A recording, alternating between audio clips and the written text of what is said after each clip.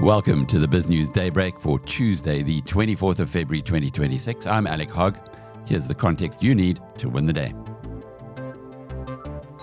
In the freshest overnight news, more Jeffrey Epstein fallout with the arrest of the UK Prime Minister's confidant, Peter Mandelson. Trump tariffs and IBM's turn to get scorched by Anthropic's AI innovations, plus a forecast from Nassim Taleb that software bankruptcies are coming. Who's Nassim Taleb? Well, only one of the smartest guys on the planet, the author of Fooled by Randomness, still the book that I give anybody who's interested in learning how markets really work. Well, let's pick up now with Doug Krisner from our partners, Bloomberg. There is a new wave of uncertainty after the Supreme Court struck down President Trump's emergency tariffs. Today on Truth Social, the president said he'll put much higher tariffs on countries that, quote, play games with a high court ruling. And now we're being told the White House is working to issue a formal directive to increase the global tariff rate to 15%. However, it's not clear if that order will be finalized before the 10% levies are set to go into effect Tuesday at 12:01 a.m. Eastern Time. Separately, the Trump administration is reportedly considering new national security tariffs. The Wall Street Journal reports these levies would target industries such as large-scale batteries, as well as power grid and telecom equipment. They would be enacted under a separate statute. And at the same time today, FedEx filed a lawsuit in the U.S. Court of International Trade seeking a refund of those emergency tariffs after they were invalidated by the Supreme Court. Paramount Skydance raised its bid to buy Warner Brothers Discovery. We are told the new offer improves on the $30 a share all-cash proposal made directly to Warner Brothers shareholders back on December 8th. Now, the revised Paramount offer also addresses some of Warner's earlier concerns. Here's the rub. Back in December, Warner agreed to sell its film and TV studios, along with the HBO Max business, to Netflix. And if Warner's board sees the new Paramount offer as superior, Netflix will have 4 days to respond. UK police have arrested former British ambassador to the U.S., Peter Mandelson, on suspicion of misconduct in public office. This comes after the U.S. Department of Justice released emails allegedly showing Mandelson forwarding government information to Jeffrey Epstein. Police searched 2 properties linked to Mandelson as part of their criminal probe. His arrest deepens the crisis, engulfing British Prime Minister Keir Starmer over his decision to appoint Mandelson as U.S. envoy despite known links to Epstein. Mandelson has not been charged, and his lawyer has declined to comment. The equity market pulled back today on renewed anxiety over the impact of AI, as well as uncertainty on U.S. tariff policy. We had the S&P 500 down 1% today. Shares in IBM tumbled 13%. That was after Anthropic said its Claude code tool can help modernize the Cobalt software language. Here's the thing. Most of the mainframe computers that run Cobalt are made by IBM. Elsewhere, when it comes to the impact of AI, Nassim Taleb, author of The Black Swan, expects bankruptcies for software companies.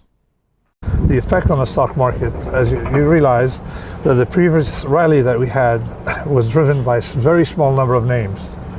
And now we probably have some rebroadening effects on redistribution.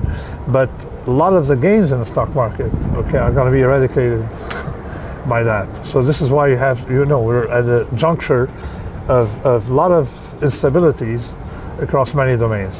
That is Nassim Taleb speaking to Bloomberg in Miami. Anthropic is offering some current and former employees the ability to sell shares in the company at a valuation of about $350 billion. We are told Anthropic is lined up between $5 billion to $6 billion for this share sale. Outside investors will buy insider shares in a tactic that has become important in a competitive landscape for hiring in artificial intelligence. On Wednesday, we'll get results from NVIDIA. After the bell, we have a preview from Bloomberg's Charlie Pellet. It'll be closely watched as always, and it is the next test for artificial intelligence. John Vinn is an equity research analyst at KeyBank. He's got an overweight rating on the stock along with a $275 price target. As memory has outperformed early in the year, I think a lot of investors are going to come back to kind of the leaders in AI, and I think NVIDIA is well poised to start outperforming the rest of the year.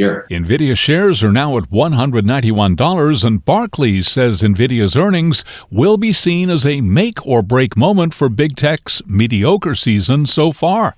In New York, Charlie Pellet, Bloomberg Radio. Good news from Southern Africa. BizNews partner DCC Hotel Group showcases world-class hospitality across the region. We spotlight more than 100 carefully selected lodges supporting tourism, local communities, and conservation. Here in Hermanus, whale watching and coastal charm await. Your home for the BizNews Conference 2026.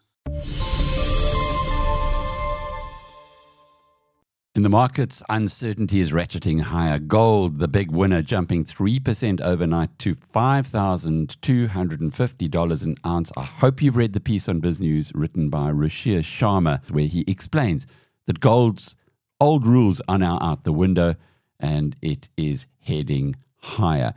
Bitcoin went the other way, lost 4% last night. It's now trading at 63,500. The rand is stable at 16 rand and 1 cent to the US dollar.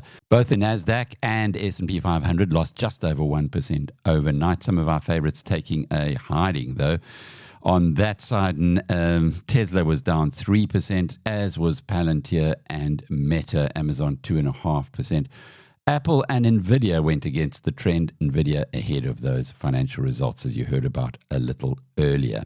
Well, back to Nassim Taleb now. In a rare public appearance, Bloomberg spoke to him at an event hosted by his company Universa at a conference in Miami. Here's Nassim's thoughts on geopolitical tensions and the oil price. Do you feel this volatility will continue and people still need to be hedged? You always need to be hedged because basically these drawdowns are not predictable, easily predictable.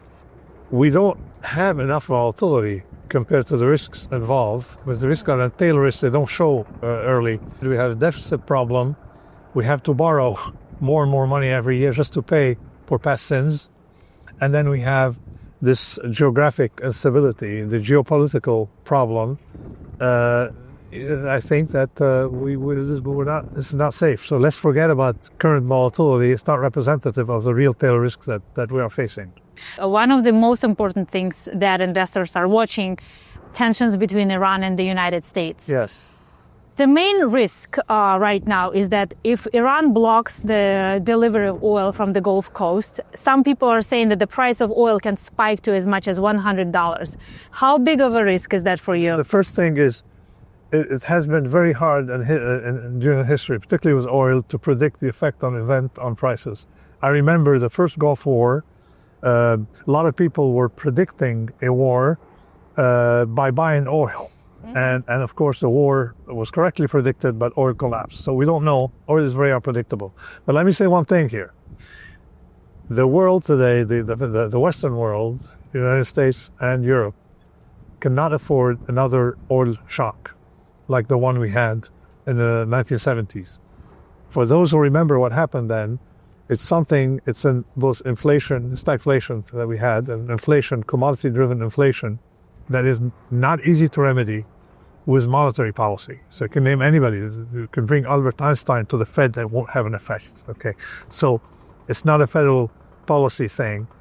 So we have to worry about these episodes because you can't do anything about the inflation, and you also can't do nothing about the stagnation.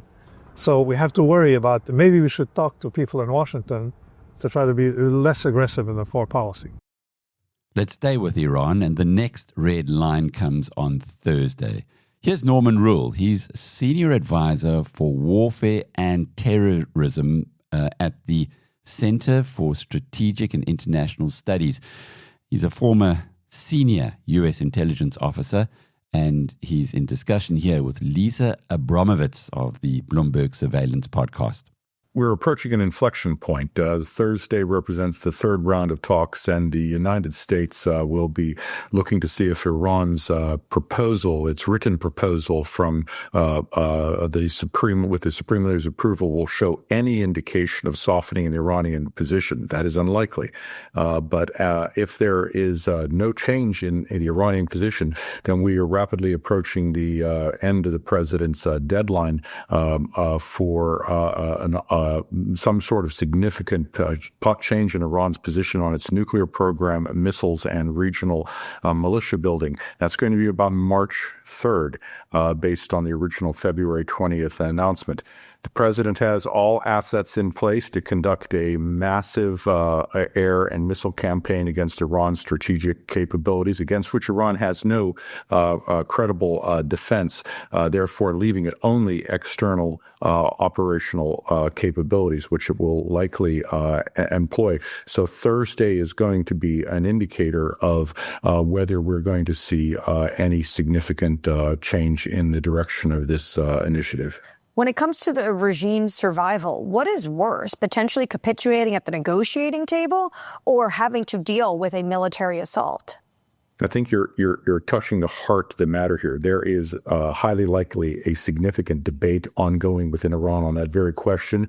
The president and his advisors are almost certainly attempting to shape that debate through the presence of the U.S. military forces and the diplomatic campaign against Iran, just as Iran is attempting to shift the debate in the United States on this entire initiative through its defiance, its use of only indirect negotiations, its use of engagement with partners and allies.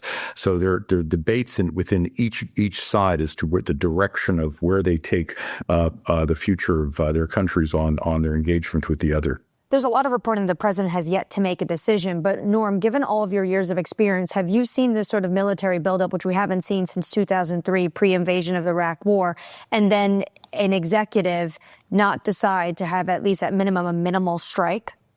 Well, to be clear, we have never seen this sort of military buildup against the Islamic Republic in the history of the Islamic Republic in the United States. We have also not seen this level of military buildup in the Middle East since 2003.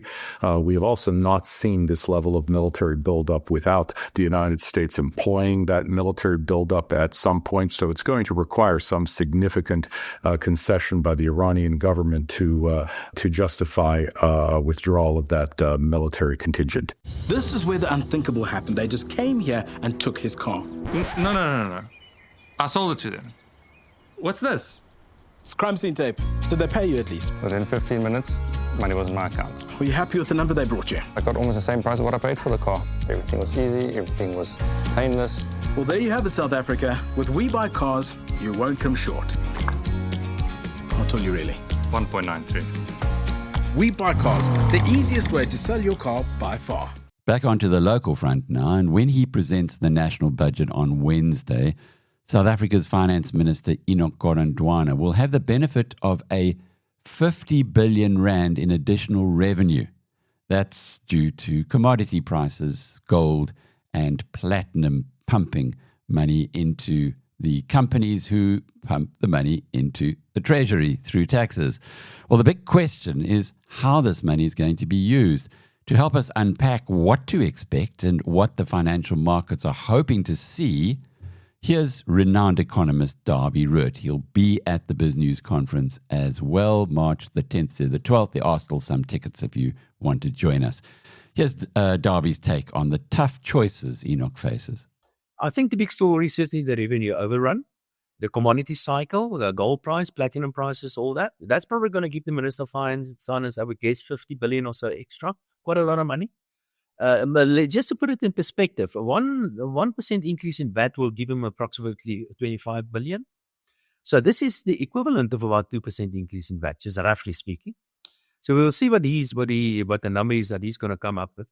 And so that I would say is the big story. What do we look for in this budget that is going to guide us to whether the country is going in the right direction or not? Let me tell you what I'm a little bit concerned about, and one should always be a little bit worried about that. There is huge pressure on the Minister of Finance. There always will be. There always is. On the Minister of Finance, on to spend money on A, B, and C. Everybody wants more money for something somewhere. And many people or many of these other ministers, they've got very good cases that they are bringing to the Minister of Finance to get more money. And unfortunately, what happens quite often, if there's some sort of windfall revenue like what we're probably seeing at the moment, that money will be directed to something that is very important at that moment. Maybe an increase in salaries here and there, or maybe give more money to ESCOM or give more money to the municipalities or whatever. And that's the danger here. And that's the danger of a windfall to any finance minister anywhere in the world. The only way that you can really get politicians to spend less money is to make sure they have less money to spend. And so in a way, it's good news, but that means he will get more money. And if there's more money, then certain expenditure items, like, for example, this COVID grant will become a fixed expenditure item. That's probably what's going to happen. So that is something, it's a good news to overrun the revenue, but there's a downside to that as well. So what are the signs? I think some of the signs that I certainly hope for, some of the things that the Minister of Finance can do, is to use this windfall to cut some of these very, very damaging taxes. Like, for example, corporate taxes, company taxes. We've got corporate taxes at 27%. That is just far too high. We need to cut back on that. We need to reduce all that. We have to adjust the tax brackets of personal income taxes. They haven't had the taxpayer, the salary earner, hasn't seen any significant changes for bracket creep. So inflation actually pushed the taxpayer up into higher brackets for many years now. We need to do something about that. But overall, if I was the Minister of Finance, I will start with a program to dramatically simplify the total tax regime in South Africa. It is hopefully expensive. It is very, very complicated. It is very, very unfair. So I would certainly overhaul the whole tax environment. But if there's one single number that I think that the market will look at, well, two numbers. The first one is the fiscal deficit, and I think the fiscal deficit will look better than originally estimated by the Minister of Finance. We're probably talking about the fiscal deficit just below 4%, which is still far too high, but it's not as bad as where it was. And the second number is the Minister's expectations in terms of the debt to GDP ratio. And the previous years, we simply didn't believe him, rightfully so. And the reason was there were various reasons for that. But this time around, I think the financial markets will actually, if he says he's going to stabilize the debt to GDP ratio at 78% in 2 years' time and then bring it down to 77 and lower, I think the markets this time around will agree with him. And I think we're going to see it in things like bond yields coming down even further. And we could even see it in the rand appreciating and doing a little bit better as well. Another of the big stories in South Africa is the Madlanga Commission and then the ad hoc investigation in Parliament. Well, are these turning the critical issues into a soap opera driven by a hunt for TikTok likes? Sometimes you feel so, particularly when you watch the live transmission of these commissions, where those who have the spotlight, their 15 minutes of fame, seem to love grabbing the attention, and perhaps they've thought about it a lot beforehand by telling us these little turns of phrase that they appear to have considered very well. Well, Chris Steyn, my colleague at BizNews, interviewed Ian Cameron. The full interview is up on the website. There's lots of fascinating stuff. But in this bit, he describes the sheer scale of corruption as a seemingly infinite can of worms. But Ian remains cautiously optimistic about the investigative teams that are currently making arrests. Ian Cameron is the chair of the Parliamentary Committee on Police, and he will be at the BizNews conference as well. Another good reason to join us. After extensive hearings before the ad hoc committee into police and political capture, what is your take? Yeah, so Chris, first of all, I think no one is surprised about what we're experiencing or seeing through the Madlanga Commission and the ad hoc committee.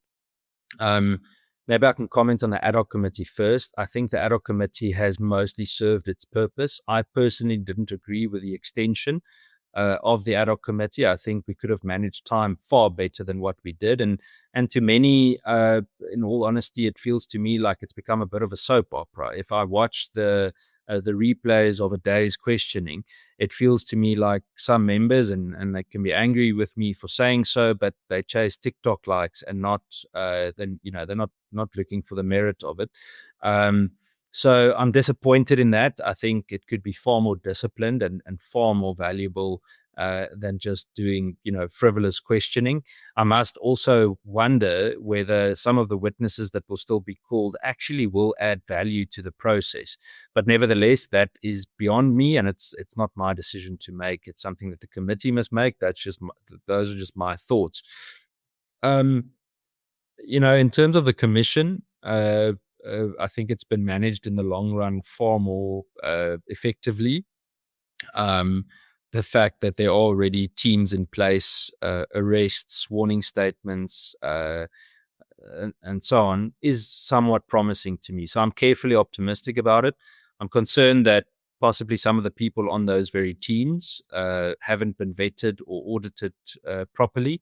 The reason I say that is just because, year on year, we hear every single police minister, even the new acting minister, speaking about lifestyle audits.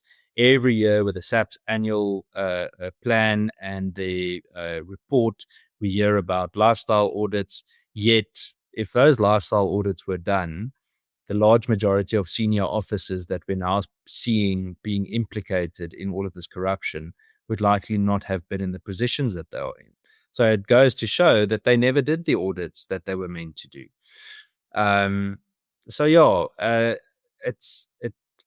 It makes one feel a little bit depressed that it just keeps going. It's this can of worms that was opened that just seems infinite. But that being said, we have to start somewhere. So I'm carefully optimistic about the Madlanga Commission. I am optimistic about the report that could come out of the ad hoc committee. It's going to be interesting to see what comes out of there. What's positive about it is that a lot of it will be referred to the relevant portfolio committees to follow up. So I'm excited for what gets referred to the police committee and for the work that we can possibly get done on that. And now you have the edge. For the full interviews and the details behind these stories, head over to biznews.com or just look around BizNews Radio. You'll find all of the information you could possibly need to get yourself prepared to seize the day. I'm Alec Hogg. Thanks for starting your morning with us.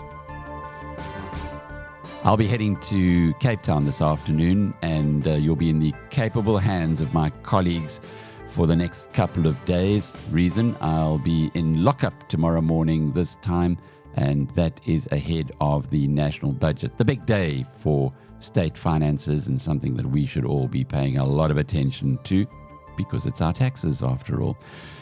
Be back with you though on Friday morning, but as mentioned, you are in very capable hands for the next couple of days with the Daybreak. Enjoy.